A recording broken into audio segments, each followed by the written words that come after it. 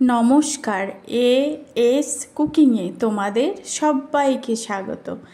বাঙালির অতি জনপ্রিয়, বহু পুরনো দিন থেকে চলে আসছে অতি জনপ্রিয় মাছের মাথা দিয়ে কচু শাক, ইলিশ মাছের মাথা দিয়ে কচু শাক। দেখেছো, দেখতে যত সুন্দর লোভনীয় হয়েছে, খেতে অসাধারণ হয় এই টিপসগুলো ফলো করলে। তার জন্য আমি কিছুটা কচুর ডাঁটা সুন্দর করে কেটে নিয়েছি। এই কচুর ডাঁটা কাটারও একটা পদ্ধতি আছে, তার জন্য কালো হবে না। প্রথমে ডাঁটাগুলো কেটে নিয়ে একটা ভিজে কাপড় দিয়ে ডাঁটাগুলো পুরোপুরি মুছে নিতে হবে। তারপরে কেটে একটু ভালো জলে ধুয়ে রান্না করতে হবে, তাহলে কালো হবে না, কালারটা দারুণ আসবে। এবার ভালো করে জল দিয়ে ধুয়ে এবার আমি কড়াইতে দিলাম, দিয়ে অল্প জল দিলাম, লবণ দিলাম, আর দেব কটা কাঁচা লঙ্কা। এবার যতক্ষণ না ভালো করে সিদ্ধ হয় ততক্ষণ এটাকে একটু রান্না করে নেব। ভিডিওটা লাইক দিয়ে সম্পূর্ণ দেখার অনুরোধ রইল। ভালো লাগলে অবশ্যই কমেন্টে জানিও কেমন হলো, আর সাবস্ক্রাইব করে পাশে থাকার অনুরোধ রইল সকল বন্ধুদের। আমিও সবসময় চেষ্টা করি সবার পাশে থাকার জন্য, হয়তো দেরি হলেও ঠিক থাকবো। এবার ডাঁটাটা সিদ্ধ হয়ে গেছে, একটা ঝুড়িতে জলটা ঝরাতে দিলাম।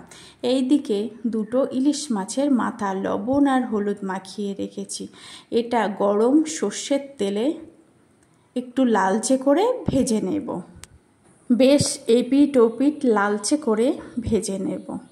এইভাবে মাছটা লালচে করে ভেজে নিলে খুব দারুণ হয়। এবার যে মাছের কানকোটা থাকে না, ওটা সুন্দর করে ধুয়ে নিয়েছিলাম, ওটা ভেজে নিয়ে একটা প্লেটে তুলে নিলাম।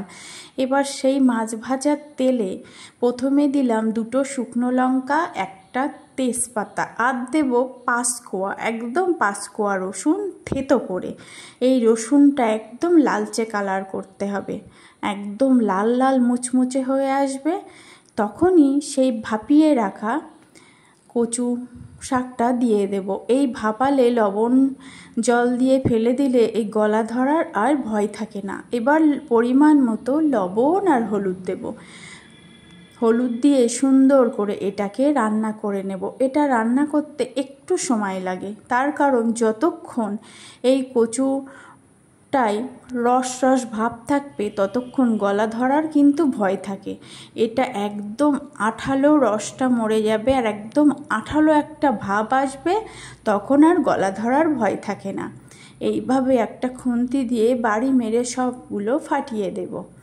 দিয়ে এবার ভেজে রাখা মাছের মাথাটা একটু ভেঙে দিয়ে দেব কচু শাকের মধ্যে, দিয়ে আবার সুন্দর করে মিশিয়ে নিয়ে এটাকে রান্না করে নেব যতক্ষণ না এর জল ভাবটা শুকিয়ে না আসছে।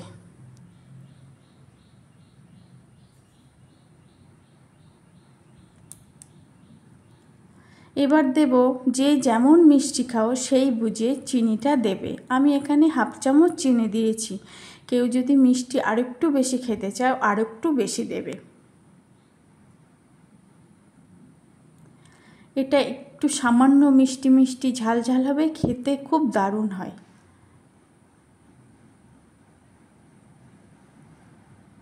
এবার একটা টিপস, এই টিপসটা ফলো করলে এই কচু শাকে ইলিশ মাছের গন্ধে ভরপুর হয়ে যায়।